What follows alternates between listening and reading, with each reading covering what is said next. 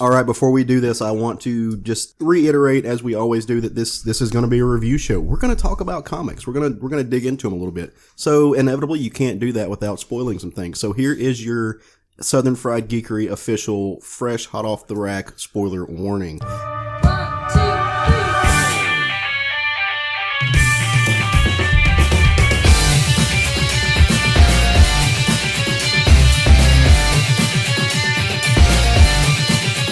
I told Roger that once we have like decorations money and I can just buy like tubs, like we're gonna put up a tree and it will be up all year round and we will just like redecorate it for whatever holiday. Like, you know, you want a Valentine's Day tree? Boom. 4th of July rolls around, fucking put red, white, and blue on that tree. Throw some fake sparklers on it. And, you know, holidays roll around, you just redecorate the tree. See, he can do this because Roger's allergic to cats. Correct. We're lucky if the tree stays together through just 1 month. just getting through December and the tree not falling. Yeah, that's... Well, and Stephanie loves live trees, so... Yeah. Cats really are like the anti-holiday animal. They are. Yeah. Never They're the something. you love them. I do love them. Oh, that was a big stretch, Craig. I heard it. Yeah, way over here. Yeah. I tried to wake up. Getting woke, getting loosened up. Getting woke. Not so woke that I'll turn on Rosario Dawson though. That was funny. That was funny and timely. Good stuff. Well, hey everybody, welcome back to another stretched, woke, muscles popping episode of the Southern Fried Geekery podcast. As always, I am Caleb Alexander McKenzie, and if I'm not mistaken, if I do my math right, if I count on all my little fingers and all my little toes, this is episode 153 of the Southern Fried Geekery podcast. I'm gonna believe you because Matt is usually the one here to keep track of that. So I'm just gonna say you're right. And I'm Craig Lantz, and Matt isn't here. No, so he's not. We have a special guest. I know, and hopefully some folks heard a little hint of that in the opening when I started recording, but we do have a guest, but she's not really a guest, right? Like she's like a guest makes it sound like she's, you know, someone who comes around once, talks about something, you know, and that's right. But she's not really that. She's more of a like a occasional fourth chair. Yeah. And I'm going to let her introduce herself and tell folks who she is. Well, I'm Lilly Lantz, and some of you will notice the last name is different since the last time I was here. I've officially joined Craig's family. Oh, you've been in my family for a long time. But well, yes. Yeah, but like legally, now the law I guess. recognizes it. Well, congratulations. Yep. You got hitched. How's that feel? How's married life treating you? It's great. It's really great. Name change went easy. Well, so I've only gotten through Social Security changing the name. That was actually really easy. You just mailed a thing off, and then 2 to 3 weeks later, they mailed you back, didn't give you any updates. And it's like, well, you've just got my marriage license. I hope everything's okay. I haven't worked up the courage to go to the DMV yet. It's really not hard. So it's been a while since I did it, but back when I got married and we hyphenated, because we both had to go through it. It was a little bit of an experience, but I mean, once you get the Social Security stuff taken care of and out of the way, it's pretty smooth sailing from there. Well, the issue now is the DMV has the new DMV stuff, so if you're going to do it, you may as well do it all at once. Right. And you have to prove all of that who you really are to get that new license. Yeah, I've got to take in like 10 pieces of paper because not only am I changing my name, I'm changing residencies. I'm originally from Texas, so there's just a lot of changes that I've got to get done. So much to do. Yeah. It's ridiculous. It's like, I don't want you to actually know who I am. I don't want to be verified. No. I like being incognito. Right. So, but oh well, you'll get through it. But anyway, we I got to go attend the wedding, mask and all, and it was gorgeous. And for me, I just get to say you're part of the SFG family, but now you're actually family. Like now it's official, like by law. Yeah. It's Like very you gotta take extra steps to get away from us now. and that's not happening. We'll come find you. No, yeah. Well, all right. Well, hopefully you all had a great Thanksgiving. How's everybody doing post holiday? I'm here. Yeah. Yeah. I ate way too much. We Mhm. did Cornish hens instead of turkey because it was just Stephanie and I doing the safe holidays. And we did Cornish hens, really good. So Nice. Little rotisserie action. no, broiled them in the oven. Wait, you actually can use the broiler, because that's a special level of witchcraft that I have not Baked. mastered I yet. don't know. I didn't do it. She did it, and it came out, and it was wonderful. Oh so no, I have faith that Stephanie knows how to use the broiler. I'm just saying, like, I every time I try to use a broiler, like, bad things happen. it could have been baked. I don't know. I'm saying broiled. It was in the oven. She got it out. I ate it. That's the extent of my knowledge of it. Nice. Well, we had a small little Thanksgiving. We actually did it yesterday. We went and had lunch with Roger's mom and dad. So Oh, nice. it was fun. We were safe. We all socially distanced, but they've pretty much been sequestered and segregated from everybody else. And, for the most part, so have we. So Roger really wanted to. I've just been like binge studying because I have finals this next week. Lily, what did you all get into? It was just Zane and I. So we, let's see, we got, I think it was like Cane's for lunch. We didn't really make anything. Stephanie was kind enough to send us trash, which is like a Chex Mix homemade. And yeah, that's what we did. It was really great. Nice. I need to know. You guys had a incident with the grocer, right? So you ended up eating out. Yeah. Yeah. When Zane went to the grocery store, like all of the vegetables were so picked over that everything that was left was just disgusting. And this was beginning of the week. And it's like, yeah, let's just not. Yeah. DoorDash that shit. Yeah. Pretty much.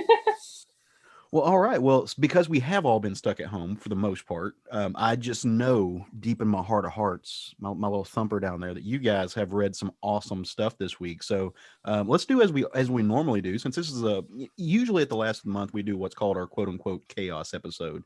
But in the absence of one Mr. Matt Trogdon, I opted for normalcy as much as possible because we put it off till next week. Yeah, we leave it to Matt to control the chaos. So he doesn't like order. He really doesn't. I think he would be very sad if he missed the chaos. He would have shaken his finger at us. But so we always do what we like to call our little short stacks, which are little brief little epitaphs of what we've been reading, just a glimpse into the day in the life of a couple of comics readers who read way too much. So as always, I'll be gracious and I will turn this over, and I'm going to give a eyeball to one Miss Lilly Lantz to tell me a few things that she's been reading this week. Yeah. So the first thing I read this week, I know you guys talked about it last week, but my copy came in this week. So I read Punchline #1. Nice. And I'm a big fan. I really enjoyed it, but I think we all know that I'm a fan of what happens when Joker kind of gets into someone's mind and turns them crazy. Mm-hmm. That's kind of my thing, with Harley and now Punchline. I'm really looking forward to the rest of this series. I like the character a whole lot, and Mirka Andolfo is just a beautiful artist. Yes. So pretty. I loved it. I also read Horizon Zero Dawn. It's a new series from Titan. It's by Ann Toole and Melina, Brian Valenza, and Jim Campbell. Mm-hmm. And it just, I don't know. Craig, I think you've played the game. Caleb, have you played Horizon Zero Dawn? I have not. I Okay. actually have the game because I stole Zane's copy, but I've never played it. Oh, okay. I just knew you had it. So, Yes. it kind of picks up, I think, after the first game, but it's not with our main character Aloy. It's with another girl. So we're kind of starting to see some more of the world be developed. We're in a different city, and so I'm really interested to see where they take this, because I think it could be really cool, kind of like post game. So I'm assuming you enjoyed it, or you wouldn't be Yes. bringing it up. But is this your first like toe dip into IP video game properties into comic books? Yeah, I hadn't read anything after games. I'd never really been into gaming either until I met Zane, and then he is. So this was one of the first games that we played together. Oh, okay. So this will always hold like a special place in my heart, even if this series doesn't go well. I'm always going to be like, Yeah. yeah, it's great. It's great. Now, There you go. for the kids at home, aka me, who are gamer ignorant, what kind of game is this? So, like, what kind of world are you steeped in when you get into this? It's kind of a post-apocalyptic almost, but not in a like grungy, like dark colors. Like it's all very bright. It almost has like I want to say almost like a Nordic feel to it, like Norse-ish. She's got like the red hair with the braids and like that warrior type. But the old maiden. Yeah. Things kind of went bad because machines took over. So there's like these machine monsters out there, and she's out there hunting them. But it's almost like they're animals. It's this really cool mix between almost like prehistory type things, but also, this Think Ascender. Okay. Yeah, very much in the Ascender vibe. Sorry, Lily, I didn't mean to cut you off. No. You've got a better way to describe it than but That's just something that he would be familiar with. Yeah. So it's just kind of in that vibe, which is really cool. It's just a really cool way to tell a story. Nice. I'm gonna have to check this out because it sounds like that vein, that topic is something that I really enjoy. Like I said, I haven't played the game, but Craig said something a while ago about asking if you had read any other games or movies turned comics, like the IP stuff. But and I'm kind of like you. Normally, I don't do that, but I will say, like, I've read some of like the Halo novels. And those have been really good. So it can be done. And then Justin Jordan has written some Call of Duty books. Yeah. And those were fun. So every once in a while, one of these awesome little properties gets turned into some cool stuff. Yeah. Check it And out. then my third book, this is a little bit more of like a graphic novel than it is a comic, but it's called Fangs. And it's by Sarah Anderson. Some people may know her from her like webcomic series Sarah Scribbles, which it's just black and white little stories, but this is the story of a vampire, and she's dating a werewolf. So it just kind of goes through their relationship and different struggles she has of being a vampire and struggles that he has of being a werewolf, and it's just a super cute little love story. This is one that Zane really wanted me to talk about. So this is kind of both our recommended reading from the week. So nice. I'll have to borrow it from you guys next time I see you. Yeah, it's super cute. So I remember seeing that in the previews catalog and telling myself to order it, but for some reason I don't think I did. I definitely think you should have. I'm gonna have to fix that. Retroactively order it. Yeah. Yes. Well, Craig, what you been reading this week, brother? So I made my short stack real easy for myself. I I read X of Swords the entire run.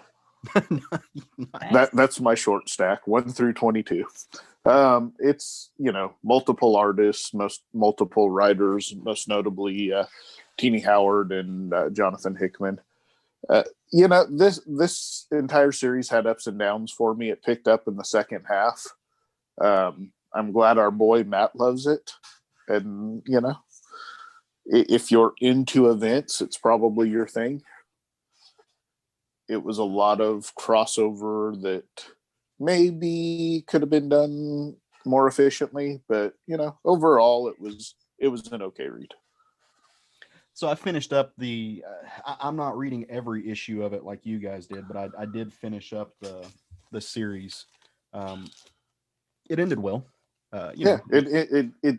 That's kind of what I took out of it. Is I like the ending of it enough to, the first half kind of drug on for me, but the second half got a lot better, and then the ending was good.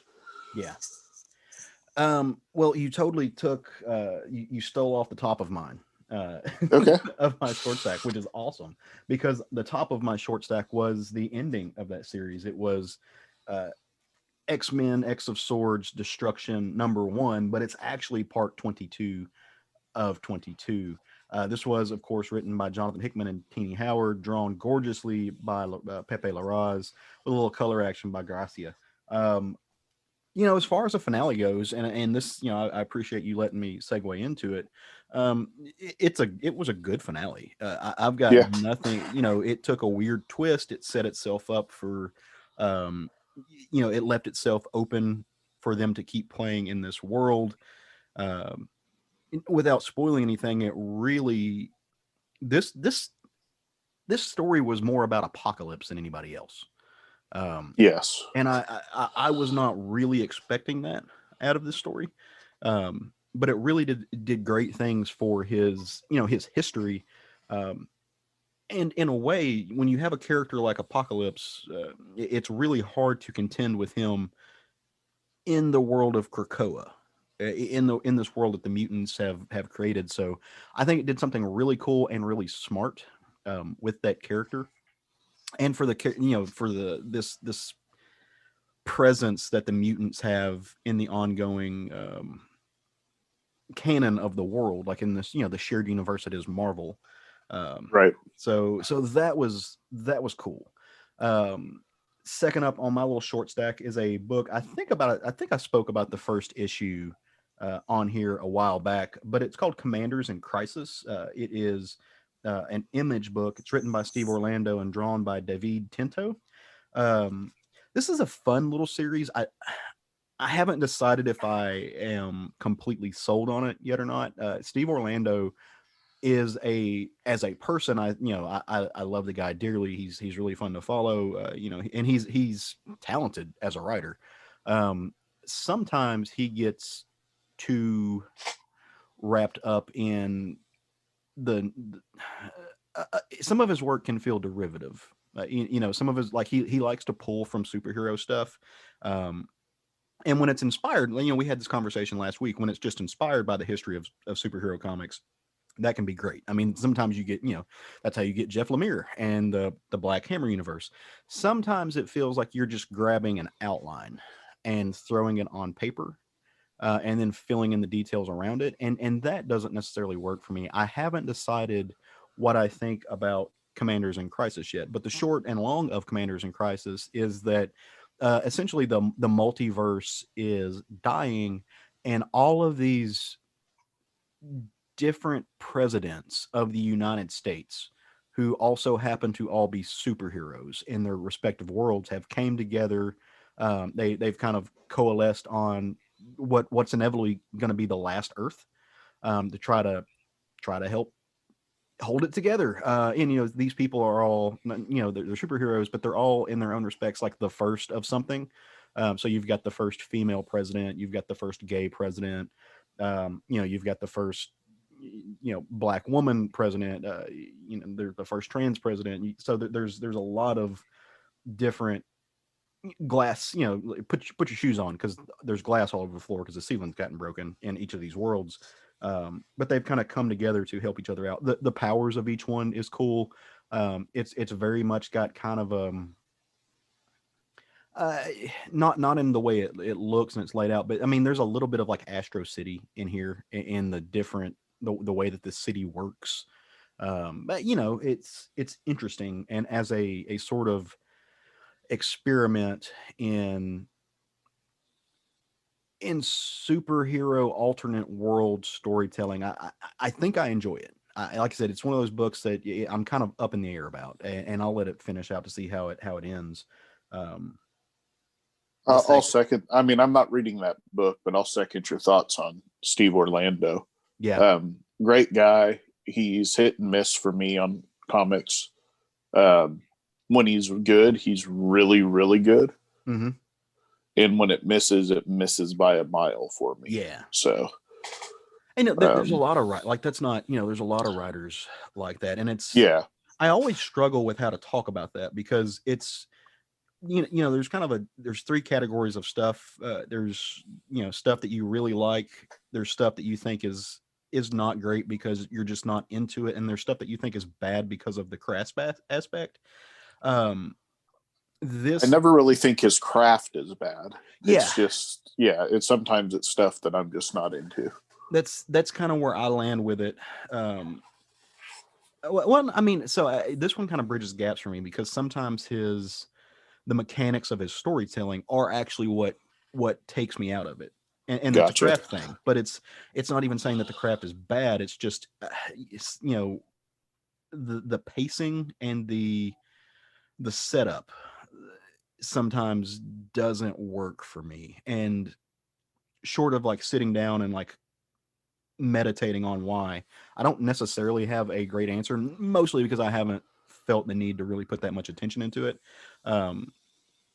Most of the time because the stories that he is writing in that way are just kind of big, dumb, fun, live action stories. There's no need to think too deep about them. So I just don't, but I would love if anybody else was like reading this, if they want to chat about it, I would love to talk about it because there are aspects of it that I think are really cool, and that are definitely much needed in comics. I just don't know that this one has completely sold it for me. And then last but not least, I bought this book a while back and I've been saving it for the time, such as now, where I have to basically dive into my legal studies because I've got finals coming up and I don't have a lot of time to read, to sit down and read comics. But I do have time to sit down and read an anthology, bit by bit. And so I have been reading Super Spy by one Mr. Matt Kent. Now, if you've listened to the show before, I have my love for Matt Kent is deep and real. Like this, it's ridiculous how much I just appreciate this man's presence in the world and the stories that he tells. I mean, mind management is one of my favorite things ever written. This is kind of like that. It's a series of little spy stories.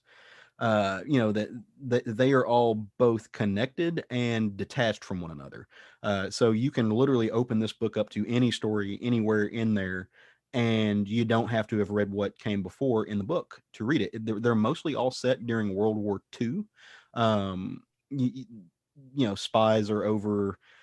British spies are working in Nazi Germany. There's Nazis. There's German spies in America, and so it kind of jumps around. You get the damsel in distress. Like Matt Kent loves to play with the ideas of noir in his books, and he does so really well here. But the cool thing is, as you read these stories, you'll pick up on something that is from another one of his little shorts, and so they are interconnected, but they're not dependent on each other. And I think that's kind of a cool little craft aspect, of how to make an anthology, a short story collection.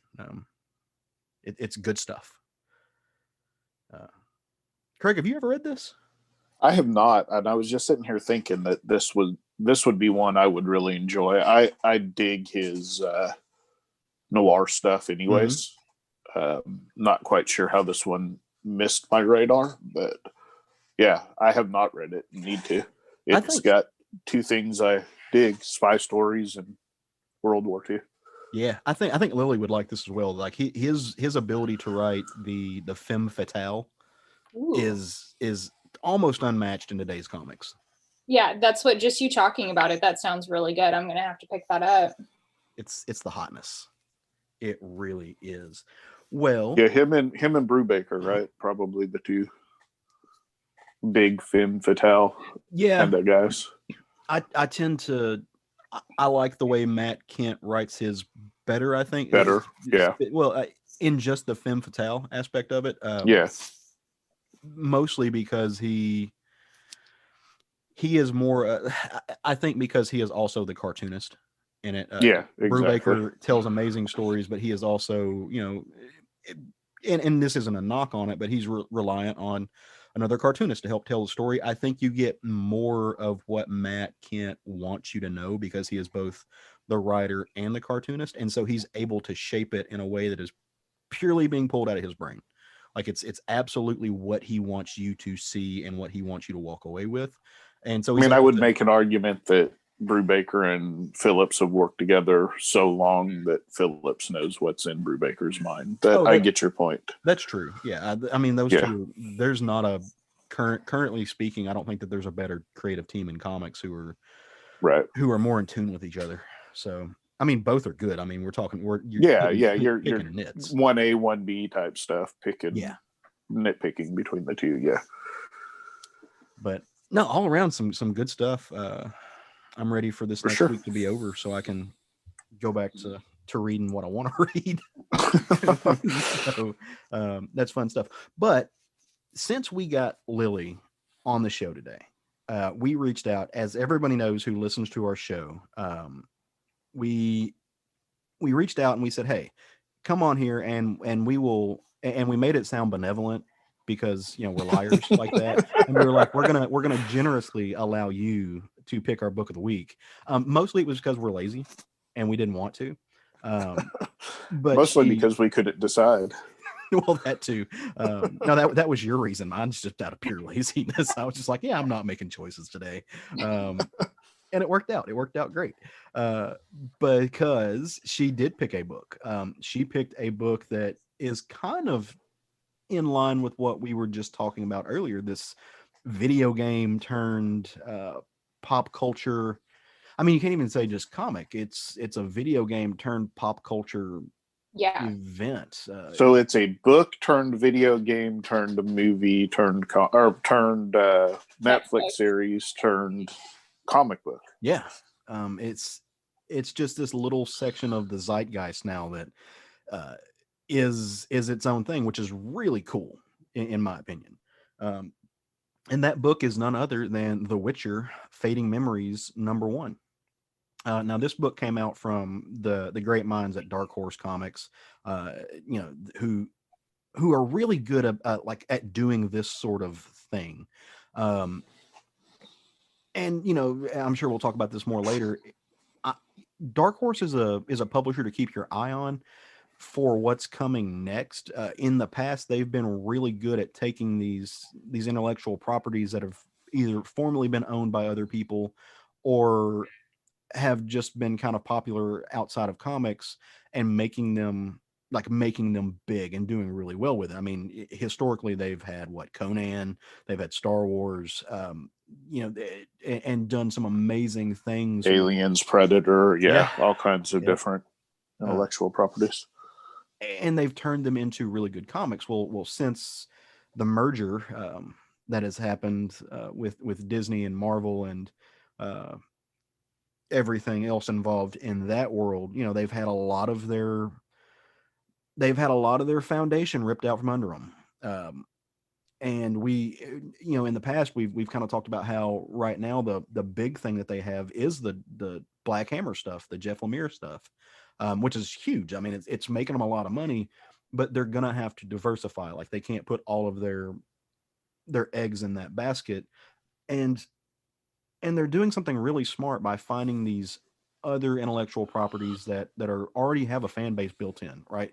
They already have their buyers ready, and they're gonna explode. Like they're going to make them the next big thing. And I'm excited to watch, and hopefully this will happen with The Witcher, because that world is just cool. Without having any other great way of putting it, the world of The Witcher is just fun. Like, it's just an interesting world that you get to play in, and there's so much there. You know what I mean? Like, there's so much there to expand on. Well, it's some weird mix of Norse, Russian, and Polish mythologies. Mm-hmm. And it's all these kind of take all these different monsters and mythologies and kind of mix them together, and you get the world of The Witcher. Now, what will be really cool, and I'm not sure if they'll be able to do this successfully. I know they'll be able to do it, but just as far as how much success goes in it, is if they can expand the world beyond Geralt. Or is it Geralt or Geralt? Geralt. So I was wrong on both ways. Cool. Awesome. Fun times for me. No, if they can expand this world of The Witcher beyond him and tell stories about the Bard or any of these characters who have played a big role in the Netflix series, if they can expand beyond just that character and create kind of a shared universe for them to play in, then I think they'll be able to kind of repeat what they did with, like Craig said, the Alien versus Predator stuff, the Star Wars stuff that they played with. So I'll be curious to see if anybody other than like weird nerds like myself, yourself, and ourself would be interested in that sort of thing without having the claymore wielding hottie. And I would love there is nothing wrong with the claymore wielding hottie, but they would have to kind of go back in time and tell some older stories to make that happen, but there's no reason they can't do that. No. Can you imagine if they told a story, like the stories they could tell if, like, when the Witchers were not rare, right? When the Witchers and monsters weren't rare. Oh, that'd be awesome. Yeah, give me that. But that is not what this story is about. This story, in fact, does center around Geralt. Did I say it right that time? Geralt. God damn it. I'm gonna have to go back and watch the Netflix series so I can get this right. This book is written by Bartosz Sibior, Ahmad Mir. It is got a gorgeous cover by Evan Kagel, and is colored by Hamadreza Sheish. And if I mess those names up, I deeply apologize. I tried to look up and find the correct pronunciations about it. So we're gonna say you're as close as any of us would have got on them. That's what I'm really glad you're the one that took the stab at that. Yeah, that was, yeah. Well, I put a lot, like I and I think we've talked about this before on the show. I think it's important to pronounce people's names right. There are some people who will purposely mispronounce, what we here in the States consider foreign sounding names, names that are heavily European, maybe East Asian. People who go out of their way to mispronounce those, that's not what, I don't think any of us do that here. No. These are creators that I am not familiar with, and according to my Google research, not a lot of other people are either, because there is hardly anything I can find on people talking about them and pronouncing their names, which makes it a little bit hard. But I'm assuming that these are by the names Polish creators, because the Witcher books come from Poland. Okay. So I'm assuming that they're Polish creators that probably, what's on the front of it? It gives you and I don't have the book in front of me, the name of the company that owns all the rights to it, or that manages all the rights. Project Red. Yeah. And so they even have credited CD Projekt Red English dialogue adaptation. So it definitely is, that not native English. Yeah, I think it was created in Poland and then translated to English for us. That would make a lot of sense.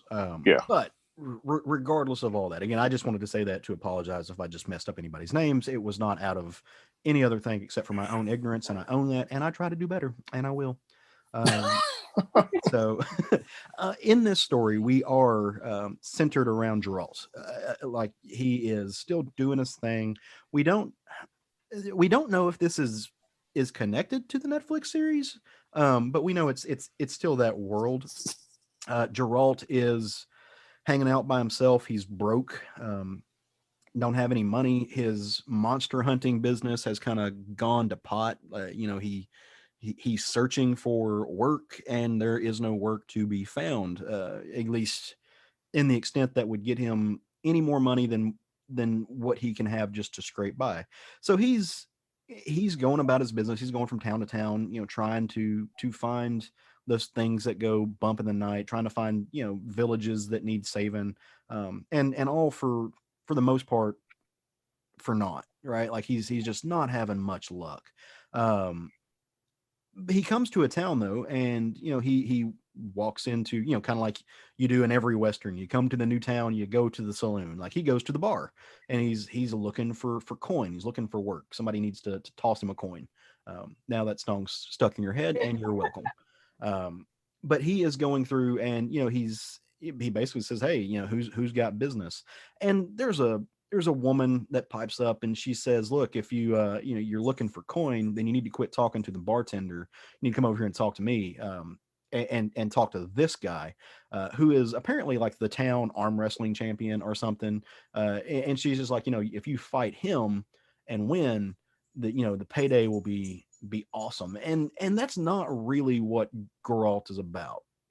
He's not down with that, at least in this story. So he politely declines, and while he's doing that, another man hears him and says, look, I know that you say you're only looking for monsters. I know you're not trying to have you're not looking to be a spectacle. Like you don't want to be the guy in the ring. You're not here to like sell tickets, but if you're looking for coin and you want work, I could really use your help. And the guy's just like, well, like, what do you got in mind? Like, what's going on? What are you looking for? My sword's for sale, but only for the right reasons. And he's like, well, no, it's not even that you'll need that. He's like, I'm a fisherman, but he holds his hand up and he's missing some fingers, and in doing that, his hands are just destroyed.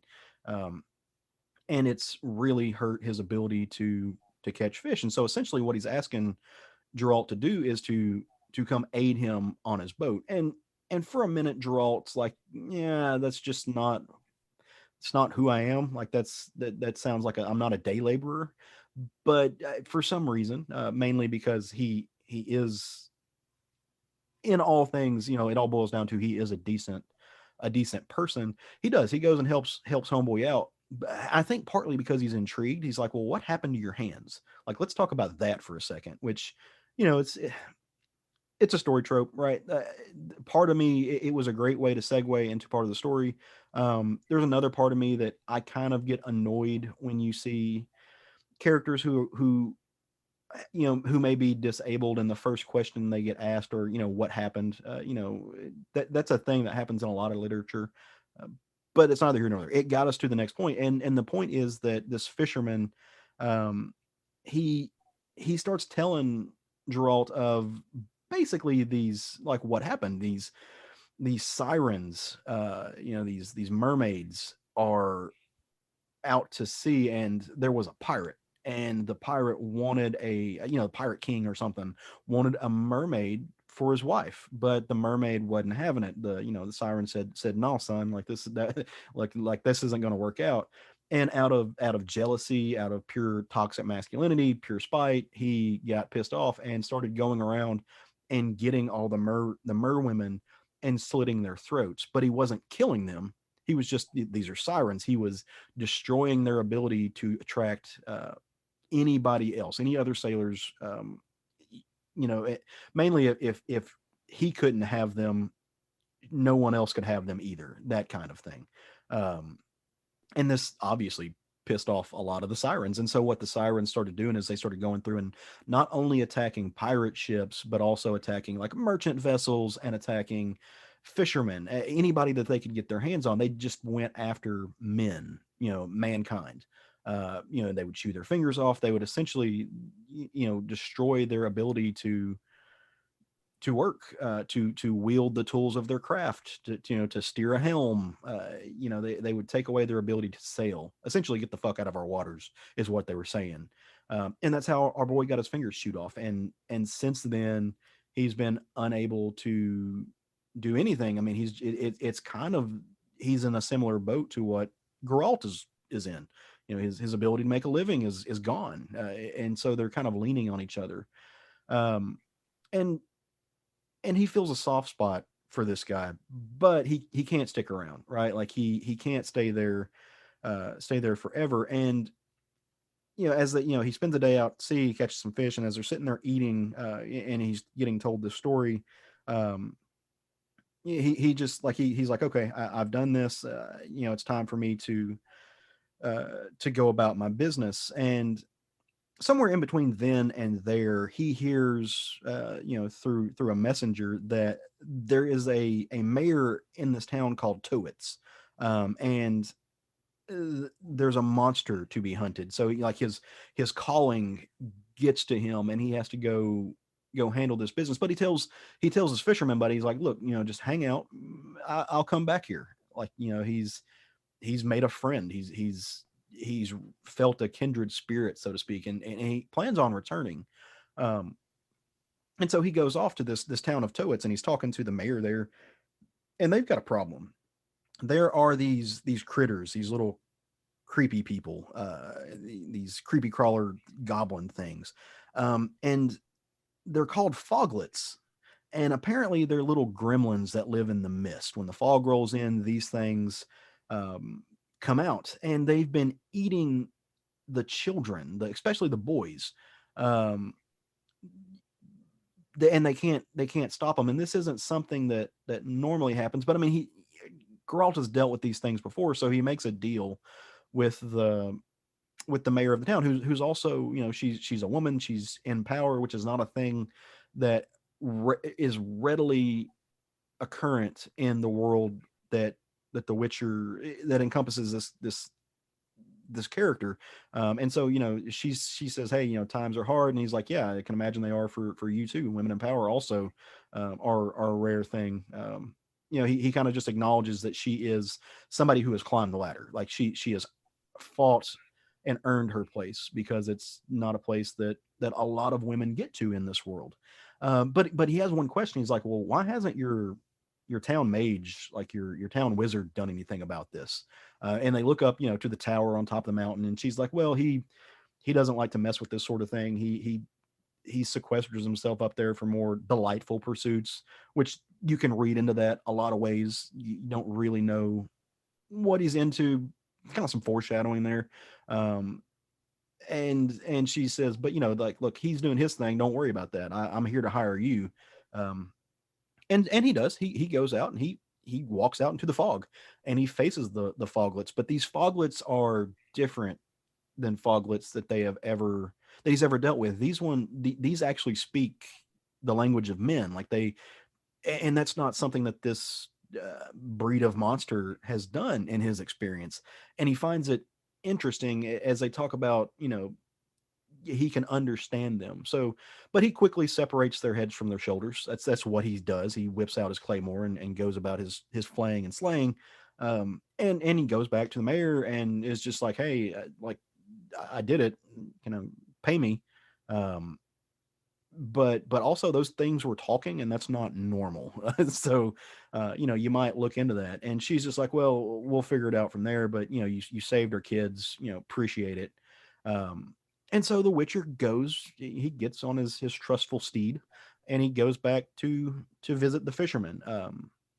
Except in a moment of really, and this isn't something I'm going to spoil, but what he comes back to was not what he was hoping to find. He gave the fisherman an experience. He reminded the fisherman of what the fisherman once was, and he gave the fisherman joy. But the fish, like, in doing so, the fisherman made a choice to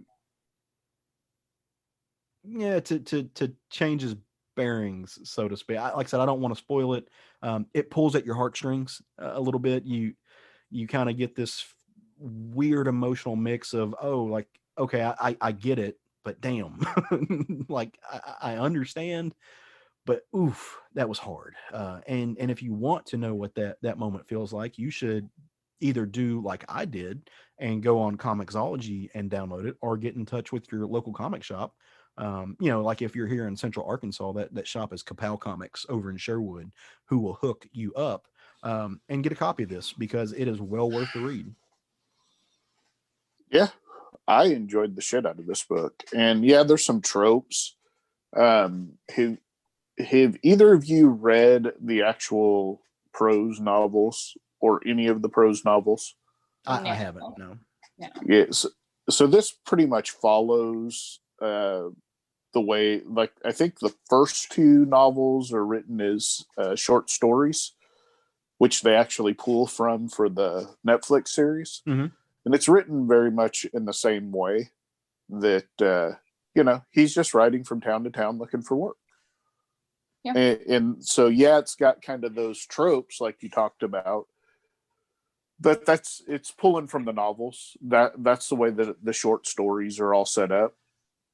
It feels like an RPG game, which is why it all transferred so well into video games.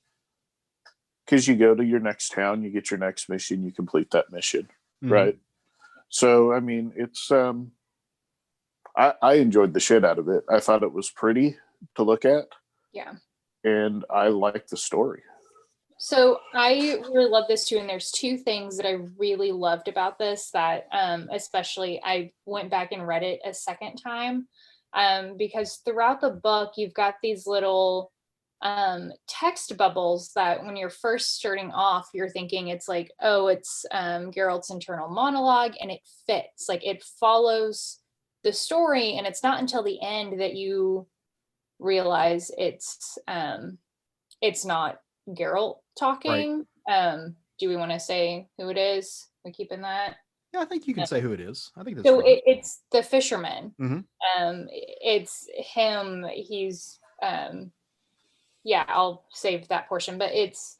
You know what? Screw it. Like we everybody knows when they listen to this show that we talk about comics, and there's no real way to talk about the books without getting into in depth. And this is, in my opinion, too much of an emotional hit, important to the story not to say what it is.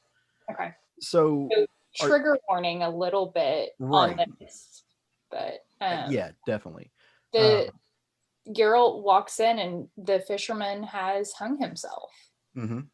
It's heart-wrenching because especially if you have seen the Netflix show or read the books or played the games, Geralt doesn't make friends super easily. He doesn't get attached to people a whole lot.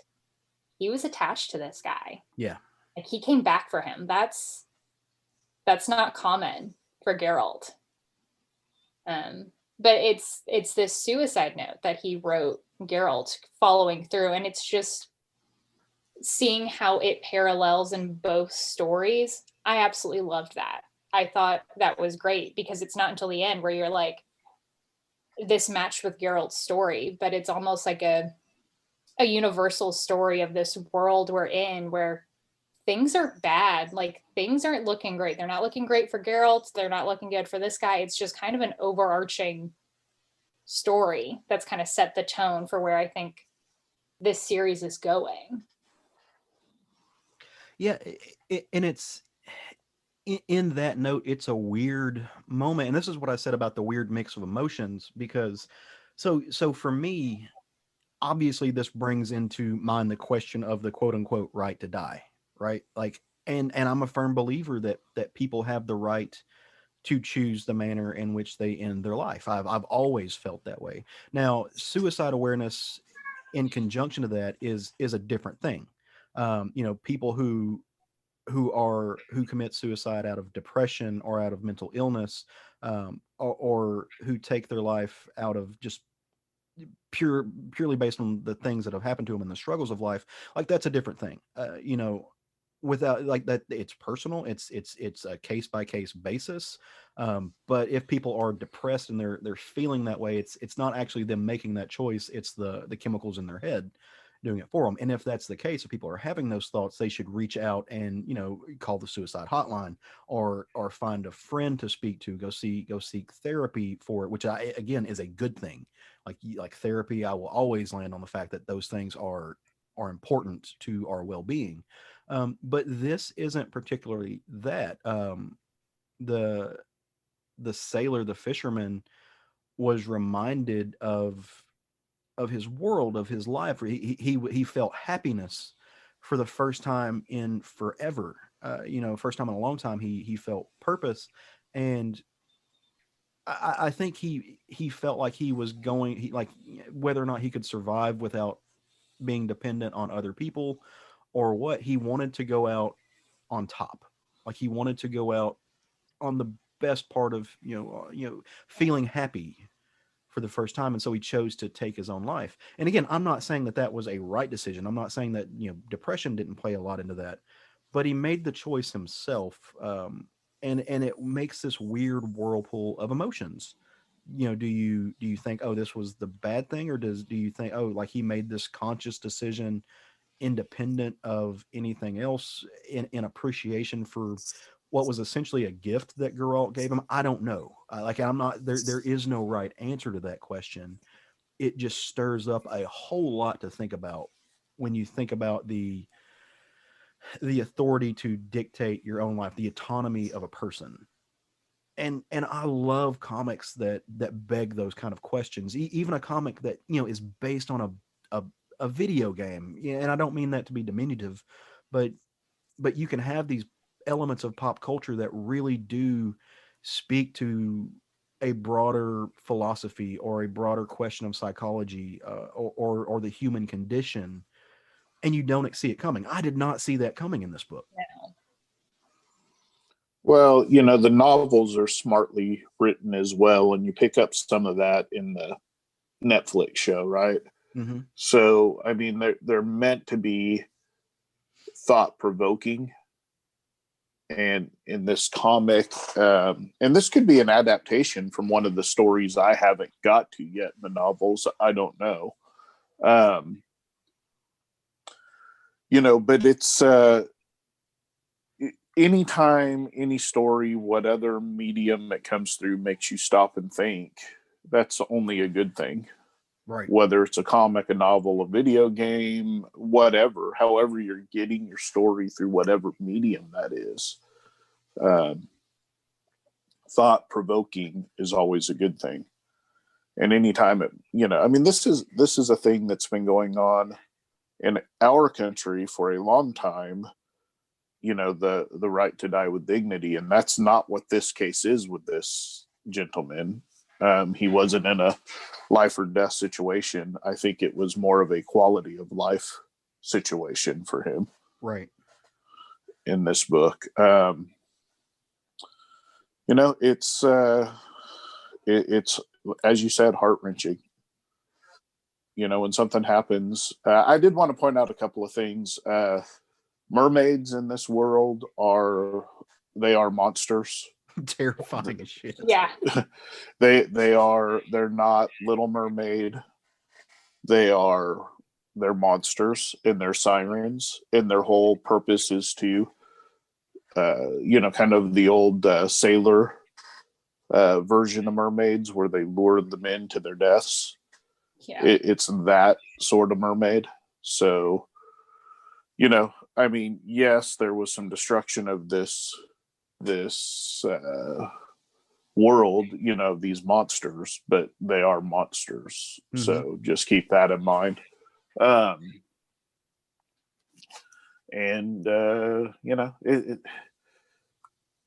forget the other point I was going to make now, so we'll just move on. It was brilliant. Yeah. I'm sure it was brilliant. Yeah. Because I only say brilliant things. No, this is again, I asked Lily earlier about dipping her toes in intellectual properties.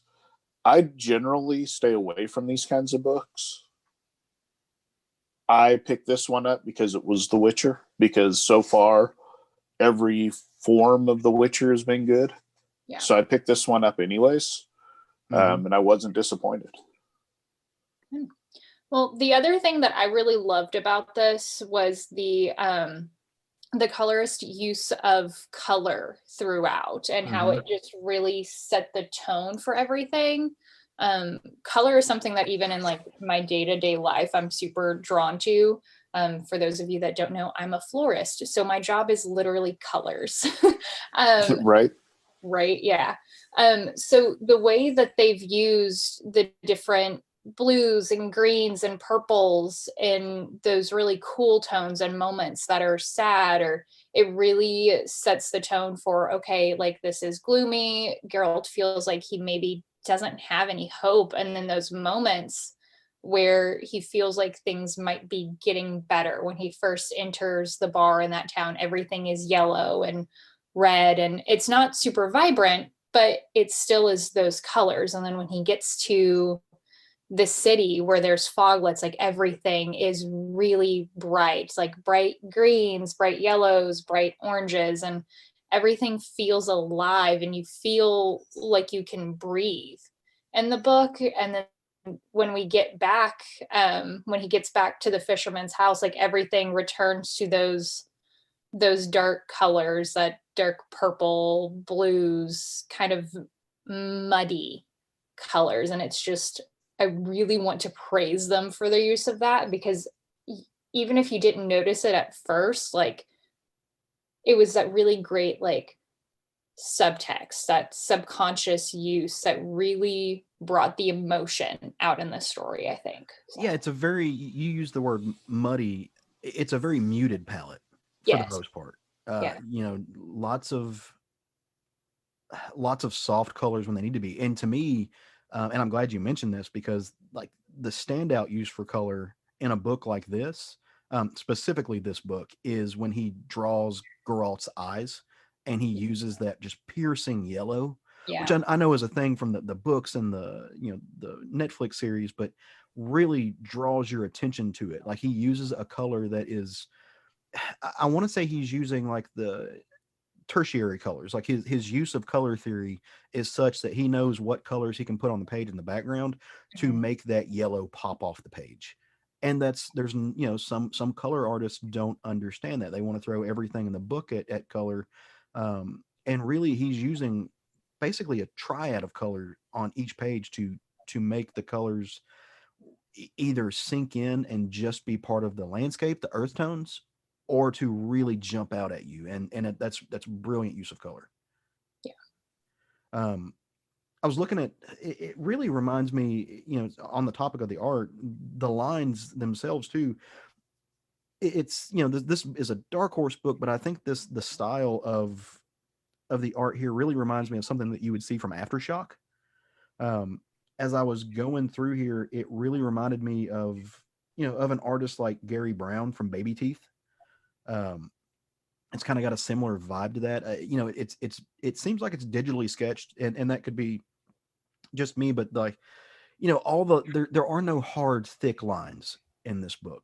The edges of each of the figures almost is effervescent. Like there's just a smidge of lines that let you know what these things are and make them stand out from the landscape. It leaves a whole lot for your mind to interpret in a good way. It's very rough, if that makes sense. There are no soft edges in this book. There are no soft edges, but there also are not any of those meaty, like hard lines that you see in a lot of superhero stuff that just make the figures, shows off their tones. These are almost in some ways amorphic lines, really sketchy lines. And I think that really plays to the tone of the book well. Yeah. One thing I loved about the art was when you kind of get this overview look of the city. Mm-hmm. And these aren't large cities, but it shows you how claustrophobic these old medieval time cities could be. These little towns where everything was just piled kind of on top of each other for protection. Mm-hmm. And I kind of dug that. Thought it was well representative of the time and drawn really well. Yeah. Craig, I have a question. Yes. Are mermaids the new vampires? I don't know, because they're coming up a lot in comic books lately. Right. Like this is the Yeah. so our buddy Third or fourth. Yeah, our buddies Dalton and Wells have a short story in their horror collection that we spoke to them about a few episodes ago, where our favorite, our standout, was the mermaid story. And then last week in what was that book called? I don't remember off the top of my head. It was my book of the week, and I can't remember it right now. Sea of Sorrows. That was Sea of Sorrows. Yeah. Mermaids all up and in that. Now we've got mermaids here. I think mermaids might be the new vampire. That's okay, as long as they're done uniquely. Yeah, I'm good with it. Me too. Murder fish are awesome. I mean, something besides vampires for just a minute, maybe. Well, it's a really cool concept too, because hell, we know more about the surface of the moon than we do about the sea of the the floor of the ocean in most spots. And there is something almost primal, the fear about water. I mean, think about the use of Jaws. Think about the fear that created. I mean, but it's even true away from the sea. Like, we are afraid of what lies beneath the surface of water, as humans, and there's something primal about that fear. And I think it's a really there's a human conquering nature feel to it. Hey, yeah, there's things there that we should be scared of, but by God, we're human and we're better. We can do. You put yourself in the water, and there's sharks and there's vampires. There, anytime you got in the nature, you risk that, right? So as opposed to vampires, where they're in your world, you're actually having mermaids, you're actually having to put yourself into their world to even be at risk. You're the interloper. That's right. I want more of it, but I also want you to tell me what you read this week. Lily, why don't you go first? You're the guest. Yeah. So I read, this is kind of like a graphic novel. It is from Archaea, which is part of Boom Studios. It's called Run Wild. And I picked this up purely based on the cover and its art. We were in Eureka Springs for my bachelorette, and we went into a little store, and this was just kind of sitting there, and I'm like, need that in my life right now. So it is by, it's written by K.I., and I'm sorry, I'm going to butcher these names, but it's K.I. Zakopoulos, illustrated by Vincenzo Balanzo, and lettered by Duran Bennett. And this story, seriously, y'all, you like good art, you need to pick this up, or at least look up some photos of it, because it is absolutely gorgeous. It's mostly a lot of blues and whites with then pops of red and orange throughout it. But it starts off, and it is these two little kids in their woods looking for their mom. Their names are Flynn and Ava. Ava's the older sister. Flynn's a little bit younger. And they're looking for their mom. She's disappeared. There's no one around. They're running out of food. So they start walking in the forest. You see a bunch of little fireflies around. The moon's up. They're like, Mom's left us. And the little boy's like, no, she's coming back. And they're like, well, last night was different. It felt like a final goodbye instead of just I'll see you tomorrow. So there's something going on there. And as they're walking through the woods, they find a little town, and it's abandoned.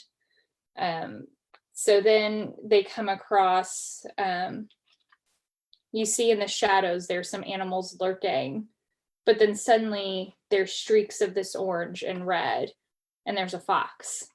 And she's really sassy. The little boy is like, please don't eat us, Mr. Fox. Her response is, first off, I'm a lady. Second, I don't eat children. And third, even though you didn't ask, my name is Beatrice. So it's got this very lighthearted feel to it, even though these are small children lost in the woods and there's no one around. And also, this fox can talk, and they're like, why can you talk to us? This is not right. This isn't normal for their world. And this is you don't quite catch on what's going on at first until you get to the end, but the fox to the little girl is like, and you look like a girl, but you have an animal scent. And that is a really big foreshadowing for the rest of the story. It continues on with Beatrice is going to lead them through the woods. She's getting them to someone named Papa. We have no idea who this is, but she's like, if we get you to Papa, you can save the world. So you find out shortly after, Beatrice kind of tells them a little bit as she's leading them out of the woods. There's another set of animals with red eyes, and they're called the Long Gons. They are kind of like evil animals. They're out to get the children for themselves, and Beatrice is taking them to a safe place. And as you go through, you learn that all of the humans in the world have been turned into animals. Most, 99% of them, are still, they still have their human soul in there, but it's also mixed with an animal soul. This was, and I'm not going to fully spoil it because it's a really interesting story that it kind of touches on, and you don't quite realize what they're getting to until the end, but it's basically, if I would have to sum up this book, it's don't fuck with Mother Nature. She will come back with a vengeance. You try and mess with her. But it's absolutely gorgeous. There was a little bit of odd pacing towards the end, to where it was all just kind of like a slow ramp up until that very last, not even quarter of the book, that last eighth, where it's then that roller coaster just straight down, to where I had to go back and read the end a few times, probably the last 20 pages of it, to make sure I was following everything that was happening. Yeah. Just because it was a lot that they kind of threw at the end. But it's a really good story. It's a really good story about humanity, and it kind of touches on what we've done with the earth and climate change a little bit, but also our relationship to the earth and to mother, and the Mother Earth, and everything, our relationship with each other, with our soul, it's really good. I definitely suggest you pick it up. Even if just for the art alone, I think even if you don't read the story, you just look at the art, it's worth it. You ain't lying. Absolutely worth it. I was looking at it while you were talking about it. Number one, I'm sold completely. Looking at these pages on Google, just because that's what I got in front of me. This is like if Dave McKean had an art baby with Jorge Corona.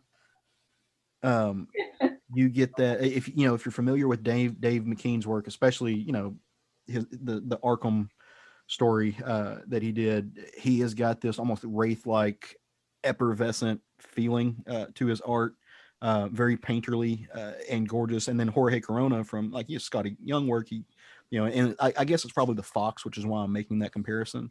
But it's this very childlike, cartoonish style, but in the school of Dave McKean, which is Nuck and Futz, right? That art is just gorgeous. Very ethereal. Very ethereal. Another one I'm gonna have to borrow from you. Yes, definitely. I'll bring it down next time I see you guys, because it's perfect. Yeah, I just ordered it off Amazon. No, this is happening. Yes, it's beautiful. Like I said, there is a little bit of pacing towards the end, and that is something that I just sometimes struggle with in reading comics. If it's the pictures are just a little too kind of leave it open for you to interpret what's happening. I sometimes struggle with that. I don't always pick up on exactly what's happening. So that's why I had to go back and read the end. But after I got it, like it's a really great story. There's some heart-wrenching moments. There's some heartwarming moments. So it's beautiful. It's beautiful in every way. His use of negative space in this is insane. Yeah, like definitely. He does these scenes where the subject matter, it looks like he painted it black, if you can imagine, on this hyper white light, and then just erased the pictures into being, if that makes sense. Yes, exactly. Does your cover of the story have the stag on it with the red antlers? Yes. Yeah. I am a sucker for books that feature deer on the cover, partially because I grew up in Arkansas, but I think those are amazing creatures, and just the production value of this is awesome. So, and this is a hardback, like it's not a floppy, it's a hard cover, which I really enjoy as well.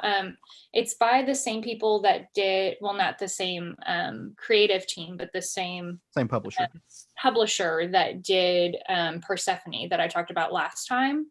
So it has that same like paper feel, so it's a really good quality, and if you like stags and deers, then you will really enjoy the story. One of the main like kind of like who you're thinking is a villain in the story, like I wouldn't necessarily say that anyone is necessarily a villain versus a hero, but there's a blue stag in it, kind of on the opposite team of the book that you'll really enjoy then.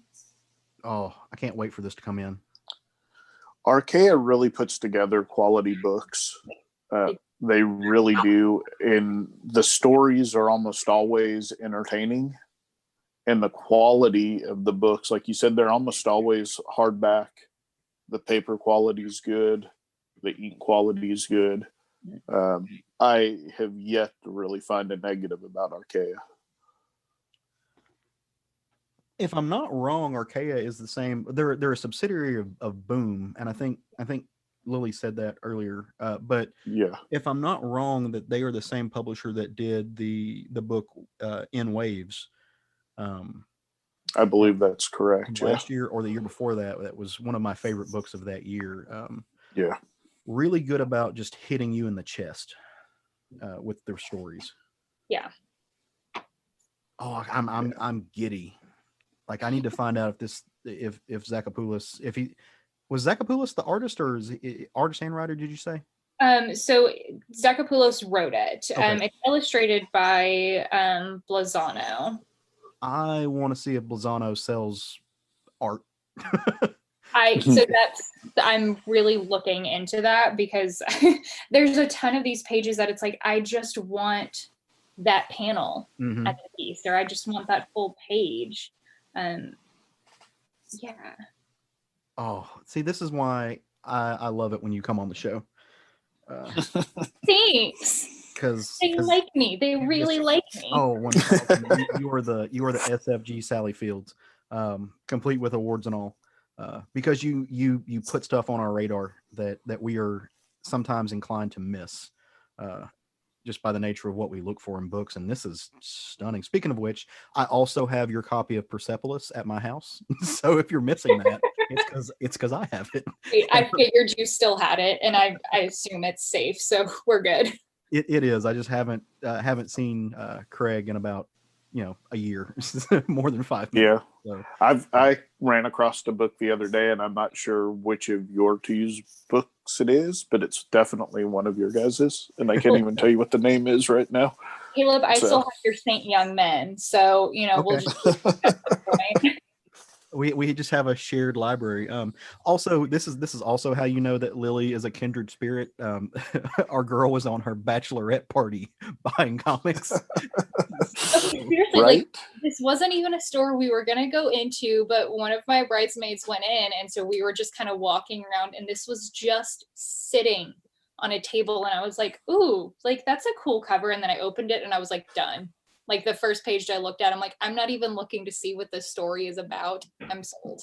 Like, give it to me." It's nice when the art is that good to draw you in Yeah. immediately. Oh yeah.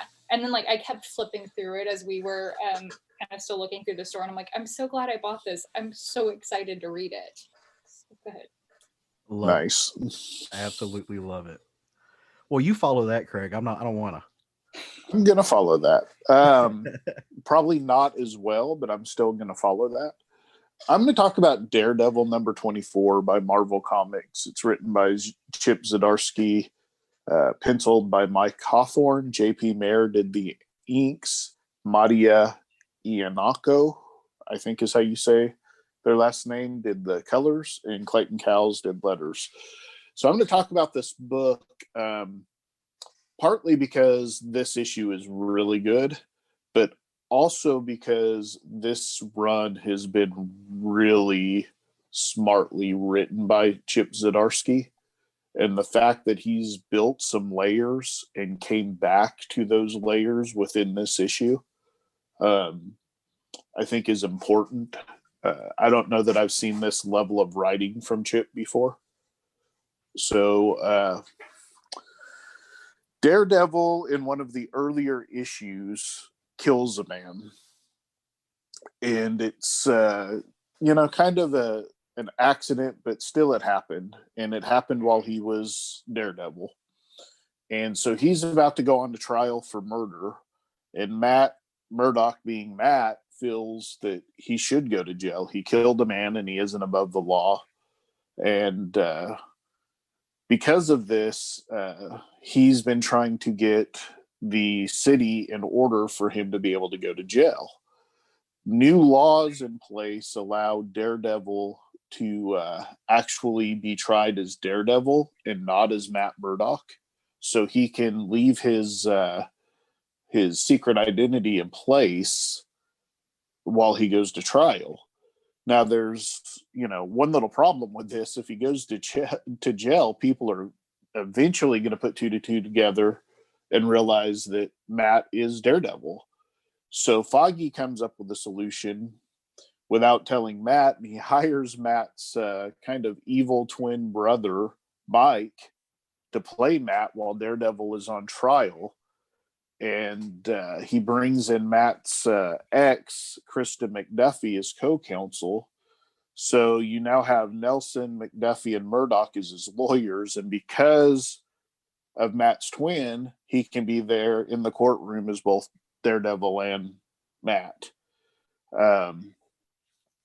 So in an earlier issue, Wilson Fisk had removed Leland Owsley, who had replaced Fisk as Kingpin. He removed him from the board, figuratively and literally, and replaced him with Izzy Libris, who is a much more level-headed woman, less likely to mess up Fisk's political plans. And because of her level-headedness, she's also someone Daredevil can go to jail and kind of know she's not going to destroy the city while he's in jail. And the other problem that's been going on is you have these really rich siblings, the Strawman siblings, that are trying to purchase Hell's Kitchen at bottom dollar pricing after forcing many of the residents to move by any means necessary. One of this is through their control of Wilson Fisk. They've removed police forces from Hell's Kitchen. They've done all kinds of things to just really sink the pricing of property in Hell's Kitchen. So Matt calls Tony Stark in a previous issue and has convinced him to buy up the portions of Hell Kitchen that are going to be on auction so that he knows that, the Strawman siblings won't own it. So in this issue, he calls Tony and just make sure Tony's on board. And Tony says, yeah, I'm going to do it. I don't know why I'm going to spend all these billions of dollars that I know I'm going to lose money on, but you asked nicely, so I'm going to do it. And I have the approval of the board of directors at Stark Enterprises for an amount that the Strawmans won't be willing to bid at. So Matt, believing that this is all handled, he goes down to see the prosecuting attorney, and as his own co-counsel, he negotiates that a deal with them that for instead of murder, he's going to go in as manslaughter and get a lesser sentence, which, he didn't kill the person on purpose. It just kind of happened in this battle. So he feels like a manslaughter's, a good enough situation for him. And, it kind of keeps the capes, masking capes, where they're not above the law. And so he negotiates this. And as he's heading to trial, Tony calls him and tells him that he couldn't get the deal done and that Hell's Kitchen was bought by someone else. So now he's kind of having to backtrack and say, okay, well, so he tells Kristen what happened and that they need to actually fight. So they get to the courthouse, and as they're entering the courtroom, you can imagine you got a superhero going on trial. It's just a complete circus. You got Wilson Fisk there with his new bodyguard, Typhoid Mary, because, Wilson Fisk. And Elektra's just hanging out in the back of the courtroom. So as he sits down and they're preparing for trial, he hears Elektra whisper, and she whispers knowing that only he'll be able to hear it with his super hearing, with his extra senses. And she tells him that she has bought Hell's Kitchen, presumably with the money that she stole in an earlier issue when Matt felt betrayed by her. She had set Matt up and they were going to do this deal. She ended up stealing over $1 billion from the city. Ooh. And Matt felt really betrayed, but she's used the money now to rebuy Hell's Kitchen, and presumably more money than the $1 billion. But she lets him know that she's going to take care of Hell's Kitchen for him, that he can go ahead and accept the deal. And so he does, and the issue ends with Daredevil behind bars. It was lots of layers, lots of things that have been built up in this storyline. I mean, 24 issues in, and I'm not going to say, it's on the same level as Hickman, but it's very Hickman-esque to build these layers and kind of come back to them. Well, and I just feel like it's something I haven't personally seen from Zdarsky at this point. I think the difference between this and a Hickman book is you can actually follow this from issue to issue. Yeah, for sure. I mean, it's not so high level like Hickman does. And each storyline is contained within itself, but it's nice when an author lays these layers and then returns to them. The fact that all of this stuff that we didn't really know, when he was dating the crime lady's daughter-in-law, and we didn't understand why, and now it comes back, well, hey, this organized crime family, we're going to put her in place to run the city now. So, it's really been done very, very well, in my opinion. I know you had some problems with it early on, Caleb, and you dropped off, but it's been one of my favorite Marvel books for the most part all the way through. Well, and you're not alone in that. So just full disclosure, I dropped off the book because one issue really pissed me off because it broke one of my cardinal sins of comics, right? Right. I've got a few of those things, and we all do, right? It's not just right. Somebody, if I see you drawing bullets in a comic and you can't draw a bullet, or you draw the bullet flying through the air with the bullet casing still on it. That is a pet peeve. That like Right. that, or you know, shooting ducks with a scope. That's just something that, Right. and I Doesn't get it. happen. Yeah. They're comic books. Why do you care? Why do I care so much? It's ridiculous. They're supposed to be ridiculous, and sure, but there are some things that just do that. I get it. I get Um, it. But I was mad at this book when he was dating the married woman. right, It you know, that is so out of character for Matt, and you know, he paid his penance for it for sure. Well, So but you know what? People do things that are out of character. that's right. I mean, that's why we have the phrase "out of character." People Right. do that, and so Chip is a writer that doesn't always land for me, and so that makes it easy for me to drop off of a book when there's a little there's you know 1-3 things that bother me. But again, like you can go back and see his Marvel 2-in-1 stuff, which I maintain that is the person who needs to be writing Fantastic Four right now, like because his I agree. stuff is incredible. And you know, as you're talking about this, and really as you talk about any Daredevil book, which you know, like I said, I'm not caught up on this. I'm only speculating. I'm only going by off of what you and Matt have said. But the Frank Miller is strong in this storytelling, and look, Frank Miller is to me, he wrote the definitive Daredevil run. You know, Ann Nocenti, her run was excellent. I loved it. I think it's great. I don't think it gets nearly enough credit, but Frank Miller's Daredevil to me is always going to be Daredevil. I personally like Frank Miller's Daredevil better than I like Frank Miller's Batman, which is heresy to a lot of people. But I just think the stories are way more compelling, and he's actually playing in a continuity universe.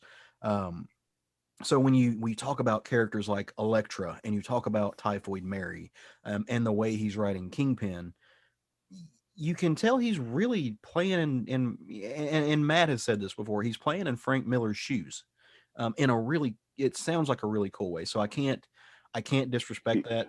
And I certainly can't disrespect any of the issues that Chichetto drew, because they're just phenomenal. I'm gonna have to go back and read this because of what you guys have said about it. I just haven't been able to I haven't been able to forgive a single issue. It's legit been one of my favorite Daredevil runs ever. And you know, I've read a lot of Daredevil through time, but this has been good. As long as he doesn't do something Charles Soule like at the end of this, yeah, and make it a dream. You know, I mean, we're now sitting here looking at Hell's Kitchen with no Daredevil in it. You know, now Elektra's told him she'll take care of it, but you know, it's Elektra. There's a body. You know, she's flighty, and how, you know, she's about herself most of the time. And what is she? How many people is she going to kill? She's not a hero. Yeah. So he's left Daredevil. I mean, Hell's Kitchen in her hands with Wilson Fisk as mayor, and Typhoid Mary is his bodyguard. All because he feels the need to have his penance for what he did. Yeah. Well, and his which is a very Matt Murdock type of thing to do. And he's leaving Matt Murdock in the hands of his crazy, you know, brother that's not even real. I mean, he is now, but you know, he was made by an Inhuman. Right. You know, it's insane, but that is the kind of driving force that Matt Murdock has, his convictions behind what he does and who he is and how he should live his life above those things. And at a certain level. And it's, as you said, you know, it's very much a Frank Miller type run as far as the level and depth that he's writing these characters to. Well, you know what? And I haven't seen Fisk written this well in forever. Well, I like, again, taking your word for it. The last time I saw Fisk written well, it was in a Netflix series. Yeah. Not even. So, But you know what else I think it is? It's what's that? beyond the fact that the subject matter speaks to you, which it obviously does, and you're really enjoying it. I think that it is just refreshing to see a long form story being told in superhero comics again. Instead of being told in arcs, you're getting a story with layers. Right. You only get that with Hickman nowadays. Well, I mean, not only, but that's who I think of in those terms. I was going to say, but think about the writers that we have really been head over heels with, or and one of Ewing them and is not yeah. you.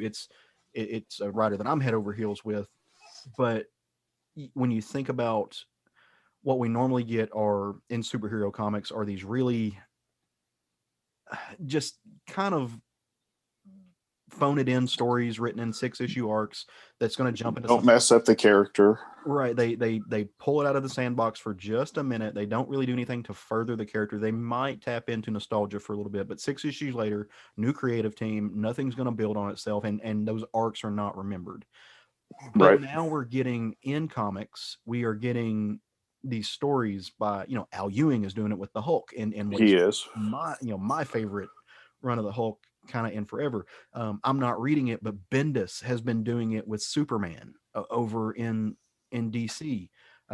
You say Hickman, and yeah, he's doing it with the X-Men. He did it with the Avengers, telling these really long form stories, the Fantastic Four, that is so wholly separate from what we are almost used to in the way that comics are written now.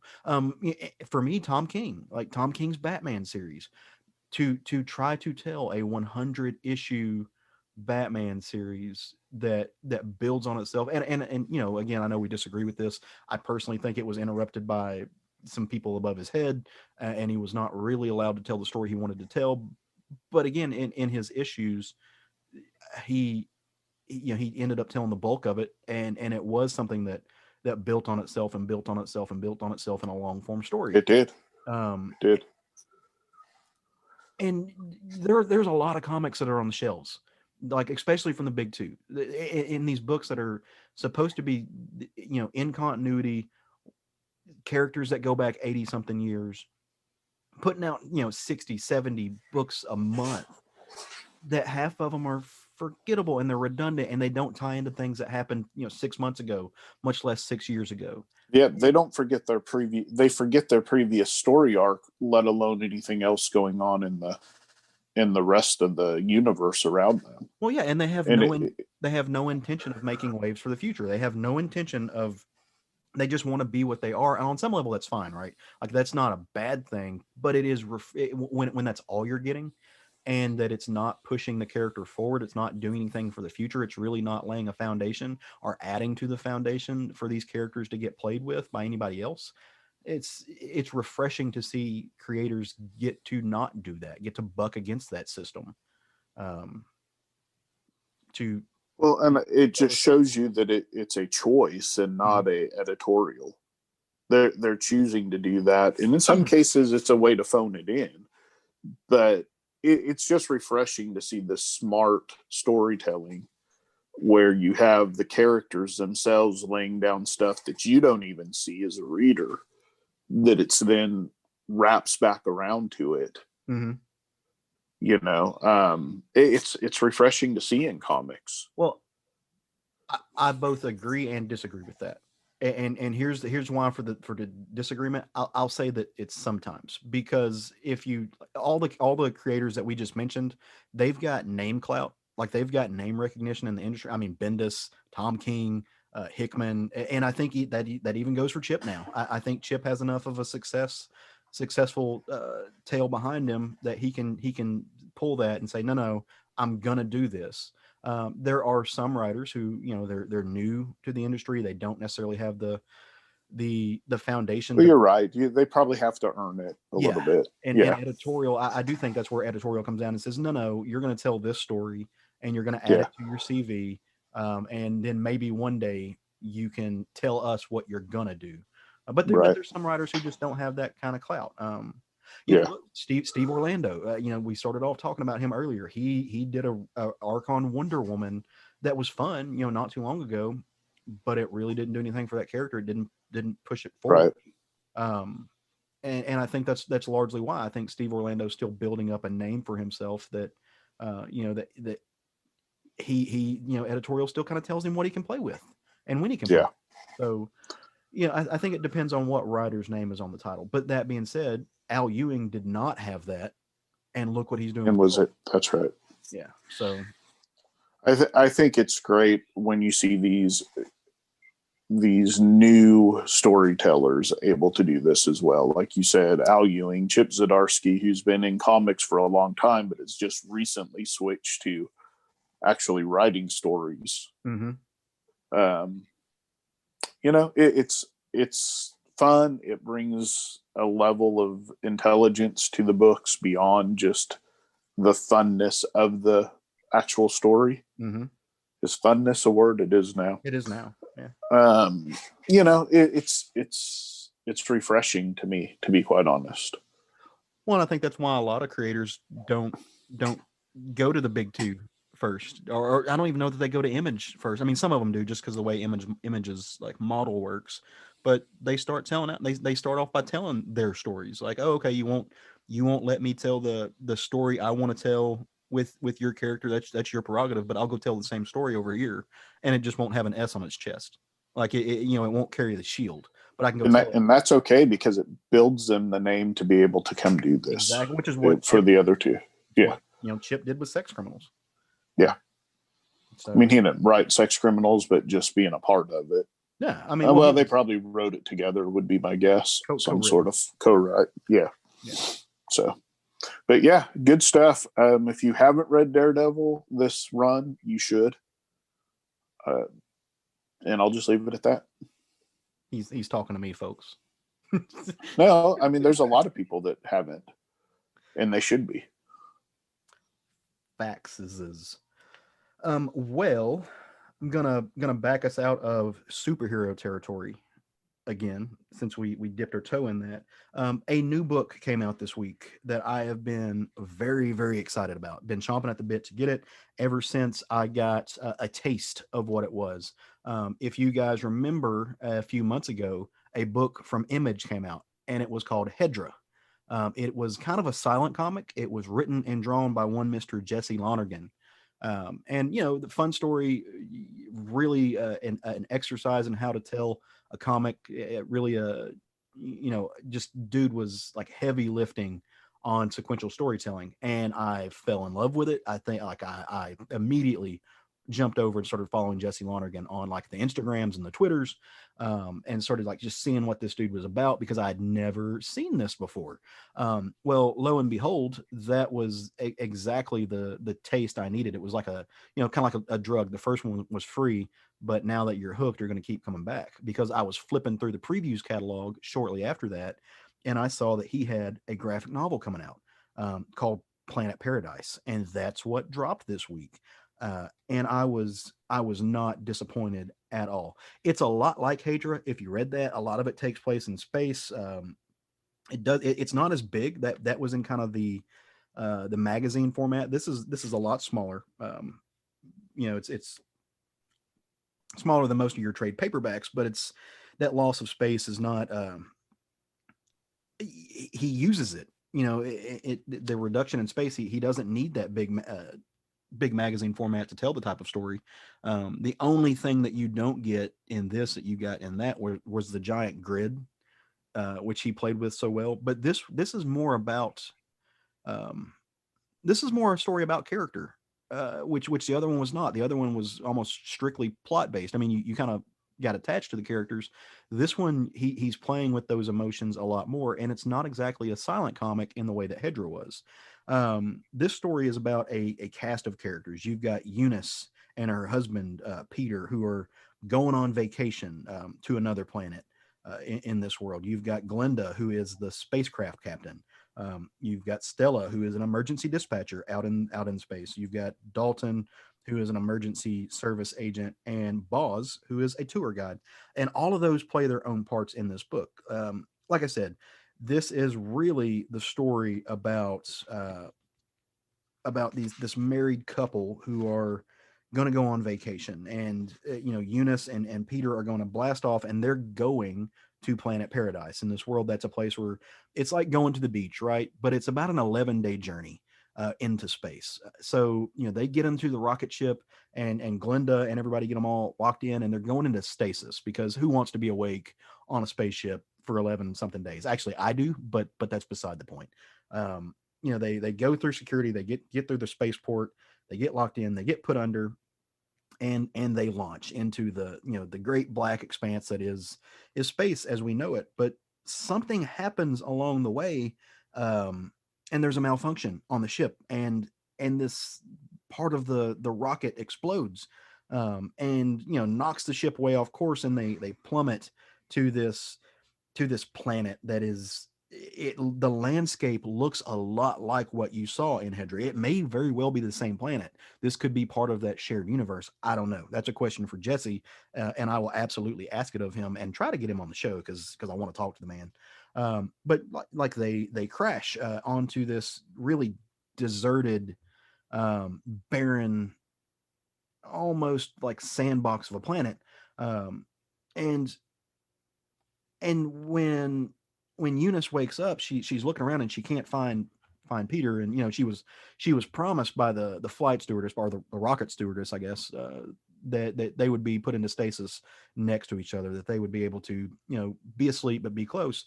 And as she wakes up on this planet, Eunice can't find Peter. Like she's looking around, she doesn't see anything. There's wreckage everywhere. There's pods that are scattered. Some of them are cracked open and the people are just dead. It's not a good situation. But she hears something. It's a cry for help, and so she goes over to what is the main part of the wreckage, and she pries open a hatch, and at the bottom of it, she sees Glenda. She sees the spacecraft captain, and Glenda's hurt. Her leg has been broken. She's got to go down there and pry herself. She can't move, and so Eunice has got to help her escape. And she's on this planet, wounded and alone for the most part. And so she does, and you got to keep in mind, Eunice is not Eunice is, for lack of a better way to put it, you get the feel that she might be just kind of a housewife back on the planet. She's not somebody who's very adventurous. She's not somebody who, lives life on the edge of her seat. She's kind of pampered, it seems like, or at least kind of a meek character. Not somebody who's really destined or fit for extreme environments that such as the one she finds herself in. But nonetheless, she's got to help, right? She climbs down, or kind of falls down really, to get to the captain, helps her escape, pulls her out of the wreckage, and they go over and they sit up, and the captain's Glenda's like, okay, now if you go back, because I can't walk, but if you go back, you have to find a med kit. Like there's in there, there's everything I need. We can reset this bone. There's some painkillers involved. If you go get these for me, I can make it, and we can start trying to figure out how we're going to go about this. And the book from that point takes, if you've ever read a book like The K, the character is Glenda's directing Eunice on what to do, how to set up a survival system, how to launch the distress beacon, how to build the antenna that's going to send out a signal that will hopefully save them. And so she's doing all this, and as she's going about her work, she kind of quits paying attention to Glenda, the captain, for a minute, and she looks back over for a second, and she sees this giant lizard dinosaur creature that's just drooling over Glenda. And Glenda's asleep, basically, knocked out on painkillers, and so she's about to get eaten. But Eunice and Glenda both, she kind of gasps and scream at the same time, and Eunice wakes up, and they're able to shoo this lizard off. And now they know that they are not alone on this planet. There are some predatory creatures that they've got to watch out for. They're now in danger of not, there's an extra aspect of fear involved. So not only is the landscape kind of antithetical to their survival. Now there are things that are hunting them. But there's hope, right? There's always hope. And part of this hope is that deep in the bowels of space, this distress beacon reaches, something akin to Deep Space Nine, something for lack of a better kind of way to spin it. There are these individuals at a way station, and they pick up on this distress call, and they're essentially like the EMTs of space. They're rescuers, and so they launch a ship, and they're going to follow this distress beacon, and they're gonna figure out where it came from, and they're going to rescue them. Thank God. And Dalton, the emergency worker, is, he's hoping he wants to take a crew with him, but the dispatcher is just like, nope, budget cuts. You got to go by yourself. But this is your job, so you can do it. Go. And so he does. He jumps in a ship, and he launches himself to this barren wasteland of a planet. But it's about a 5-day trip. And so on this 5-day trip, he decides he's going to binge watch what's basically a soap opera. And of course, as he approaches the planet 5 days later, it's right at the end. It's the climax of the soap opera. And he's hooked into it, right? So he has to finish the episode. You can't just turn it off. You gotta finish it. So he lands on the planet, and he stays in there for a little bit, watching his episode, obviously, very being nonchalant about his rescue job, if you can imagine. And Eunice and Glenda see it, and they're just like, what's happening? Why isn't anybody coming out of the ship? And they're very confused as they watch this.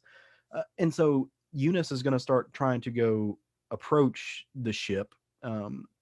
But they're not the only ones who have noticed the ship land down. So have the lizards. And so the lizards, they're faster. They get to the ship before she does, and they lay in wait near the exit where the people are going to come out. And so obviously Eunice can't get close enough to warn him. So as our boy, the rescuer, steps out, just gets obliterated.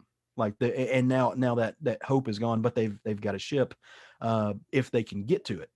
And so that's really where the book goes on from there, to really show you how Eunice becomes more of an assertive figure. She becomes kind of a badass. They do get to the lizards. They do send them off, and hey, they're gonna escape. And as they start loading these escape pods, these other people who have made it but are still in stasis onto this ship, she finds her husband, and she breathes a sigh of relief, and they're going to go off. And as they're going to escape, basically Glenda tells her, she's like, hey, I've got to put you into stasis again too. And Eunice doesn't like this. She's just like, dude, I just helped you save yourself from a planet. I fixed your leg. Did you miss the part where I fought fucking dinosaurs? Like, why do I have to go back into stasis? And she's just like, hey, look, company policy. Like, if I don't lock you in, I'll lose my job on top of everything else when we get to Pleasure Planet. She's like, oh yeah, that's where we were going. And so they lock things up, and they do in fact get to Pleasure Planet. And Eunice and her husband kind of get to have the vacation that they thought they were going to have. But Eunice's husband is very surprised at events that happen in a very comical way, which I'm not going to tell you about because you should go read this story. But Eunice's husband is very surprised to know that the woman that he went into stasis with on, we'll call it Earth because we don't know what else to call it, but at the spaceport, is not the same woman who is there with him on Pleasure Planet. Same person, but has grown and is no longer the meek, mild, kind of fearsome, unadventurous person. And as they explore the Pleasure Planet, he gets to realize this, and he feels some kind of way about it. Again, Jesse Lonergan as a storyteller is one of my favorite cartoonists working today. His style, his style is nothing that you will see in a Big Two book. It's not really anything you'll see outside of some web series, and his landscapes kind of have this Jeff Darrow feel to it, but his people certainly don't. It's expert storytelling. Like there are very few people who can tell story in this way and really let the art tell the story. There is dialogue in this. Like I said, it's not the quiet book that Hadra was. They talk to each other. There's a little bit of exposition, but for the most part, it really is just the panels and the way the panels are laid out that are telling the story. His ability to work the page and to really use sequential art in the truest of sense, sequential art to tell a narrative is just second to none. Like, one of my favorite creators this year. This is like, you hear other podcasts and you hear other comics people talk about quote unquote outlaw comics and indie comics and stuff. And this is like the pinnacle of that for me at this moment. You don't get this type of storytelling in very many places. It's something that you're not going to see outside of Jesse Lonergan.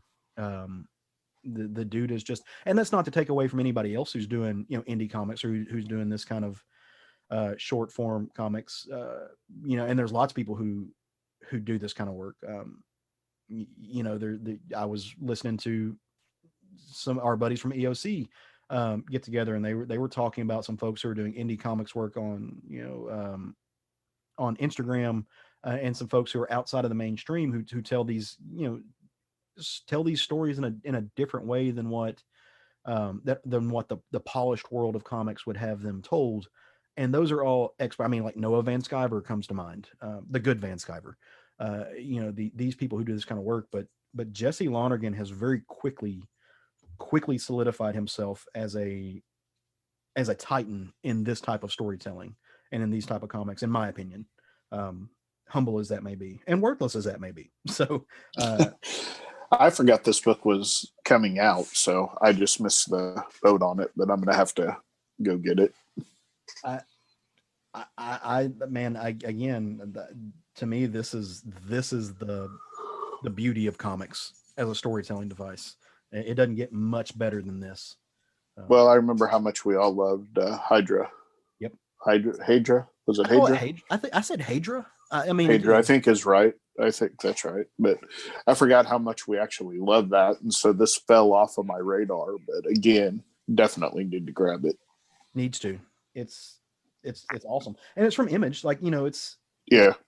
So it's got a big name publisher behind it, which I think really speaks to the faith that they put in this guy. But blah, blah, blah, blah, blah. Very few things from Image have ever done this. Like ever reached down into, the outlaw storytelling, the, stuff that is not, that is this experimental. Right. So, I mean, I'm about it. Awesome. I don't think he's really good. I'll have to pick that up myself. Yes, ma'am. Like I said, I don't think he's quite Tom Gauld, but Tom Gauld does something different, right? Like Tom Gauld tells stories in strips, but it's very much like when I say experimental, I mean the same thing in the way that I would talk about a Tom Gauld book. Look, different stories, different way of storytelling, different type of sequential setup, but playing with the medium in that same way, understanding the mechanics of it. Mr. Jesse Lonergan, and fun. Did you hear the part about the murder lizards? Yes. Yes. So, fantastic. Checketh those out. And while you're checking those out, or if you've read any of the books that we've spoken about today, or if you just want to come gush about how great it is to hear Lilly Lantz on the show, you can do that. And you can do that anytime you want to. Like, no one can stop you but you. And the way that you're going to do that, and you're going to want to write this down, the way that you do that is you go to the Facebooks, if you're on it, and you type in up in that little search bar where all the things are searchable, Southern Fried Geekery Podcast. And you're going to get a little group is going to pop up, and you're going to click on that group, right? And that group is going to then ask you to answer a few questions. And you should do that to let us know that you're not like a Russian agent or a secret robot. Or if you are a Russian agent and a secret robot, but you're not a bad person, and you just want nerd friends. I want a secret robot nerd friend, and so do a lot of other people. But you still want to answer those questions so we know that you're, not a shithead who's coming in there to just talk about bad things. And then you get to be a part of the group, which is strong, which lots of fun conversations, which both Craig and Lily can attest to. You don't have to take my word for it, but you can ask them. Or if you want to also, you can follow us on the Instagram and the Twitter. We're at SFG Podcast on both of those. And you know, on our questions, what's been your favorite answer to our questions? Oh God. There was one that I looked at, and the person obviously didn't know they were getting into a comic book group, and it asked for favorite comic, and they said Ron White. Boy, were they in for a surprise. Right. Who is also funny. I like Ron White. A lot better than I like any of the other people that he went on tour with. Yeah. So maybe we introduced him to some new stuff. I don't know. I don't know if I have a best answer. That one just stood out to me. Oh yeah. I mean, obviously that's what it was. There are some that I didn't know what the person was talking about. I'm just like, huh? Yeah. And you have to go Google it to find out if it's a real thing. And turns out it's a real thing. So yeah. Right. Either way, welcome to the group. Lots of anime answers get given, and I have to scratch my head or call Jerry or Sean and just be like, hey, is this a thing? So, well, all right. As always, we are going to give you guys a little push, not off a cliff, but just in the general direction of new comics that are coming out this next week that are going to hit the shelves. We don't know if they're good. Probably are. Hopefully they are. We bet they will be. And we're going to suggest them to get picked up by you at any place you should choose to do so, as long as you're paying for it. That's all we care about. Don't steal them, folks. That's not cool. It's not fun. That makes you a bad guy, a bad person, and we can't have that. So, Craig, do you want to go first, or we want to let Lily continue her? We'll let her go first. All right. Cool. So I'm going to be looking forward to picking up Batman Catwoman #1. It's new from Tom King, Clayman, Jim Lee, and Scott Williams. And it apparently is going, it's kind of a little synopsis, is at last, Tom King returns to the rocky romantic saga of Batman and Catwoman with his Heroes in Crisis collaborator and superstar artist Clayman. Echoing plot points from King's epic Batman run, the sweeping tale is told across 3 timelines. The past, when the Bat and the Cat first fell in love, the present, where their union is threatened by one of Batman's lost loves, and the future, where the couple have a happy life and a legacy, including their daughter Helena, the Batwoman. So I love Catwoman stories, so I'm interested to see where this kind of takes it. What I'm seeing says it's just a 12-issue series, so not too long. Mm-hmm. Which to me is where Tom works best. Yeah. Like those 12-issue stories, he really gets in there, and like, I mean, those are the ones that he ends up winning awards for. But like those 12-issue series are where Tom really shines. Also, it is so nice to have somebody else promote a Tom King book on this show that's not me. Yeah. There you go. Side eyes, Craig. I'm gonna be nice about this and just let it go. You know who? I'm going to suggest that people get The Butcher of Paris trade paperback by Nice. Dark Horse Comics, written by Stephanie Phillips. Dean Kotz and Dave Johnson are the other creators. In 1944, swastikas flew over Paris. One of the most notorious and prolific serial killers in history turned the war-torn city into his personal hunting ground. We've all talked about this book. We love this book. And now it's available in trade paperback. If you missed the boat on it, get it. Big facts. This is where we first kind of fell in love with Stephanie Phillips. For sure. Doing great things. I think that everyone would do well when they're out traveling hither and yon for New Comic Book Day to pick up a new series from IDW. And well, it's not really a series. I think it's only going to be like a mini series. It's one of 5. And that is the Comic Book History of Animation. This is by Mr. Fred Van Lente, who you know and you love. It's also by Ryan Dunleavy. It is going to tell the story in comic book form, and Matt has talked about these a few times. The quote unquote comic book history. I think he spoke about the comic book history of wrestling at one point. So this book, that kind of, it's almost like I don't know what you would call it, not an investigatory, but it's a series that looks into the history of some of these things, these pop culture things. Right. And it brings them to life, and it's a great way to find like information. It's very encyclopedic at times, but very fun. So this goes from Aardman to Zoetrope, from Disney to Miyazaki, Hanna-Barbera to Pixar, and everything in between. It is the perfect companion piece to the comic book history of everything. And it focuses on filmmakers and the beloved characters of the past. I bet there's going to be some Pluth in there too. Who knows? Who can say? You only can hope. But I'm going to check this out. I love these kind of like docu-series things, that are both educational, informative, and just fun. They inevitably will come out in a hardcover or a collected series, and they would look great on the shelf. So go grab that in your getting out and about. So and you know what? Tip your hat at your local comic book shop, because they deserve it. Those folks work hard, and wear a mask and wash your hands out of respect for your fellow man. Well, There you have it. Do we have anything else we need to cover? Anybody got shout outs? Anybody got some love they want to send out? I'm good. It's like, well, now I feel pressured to, but I don't know that I have anything. No pressure. No pressure at all. Well, no, I really don't either. So, like I said, go follow us on the Instagram and Twitters, join the Facebook group, tell us what you're reading. Have a great week. We'll be back next time, the same place, same time. Lily, do you know how we normally end these shows? With a woo? With a woo and a who. So normally I will say something along the lines of like, go forth and love comics. And then Craig will say, woo, there you go.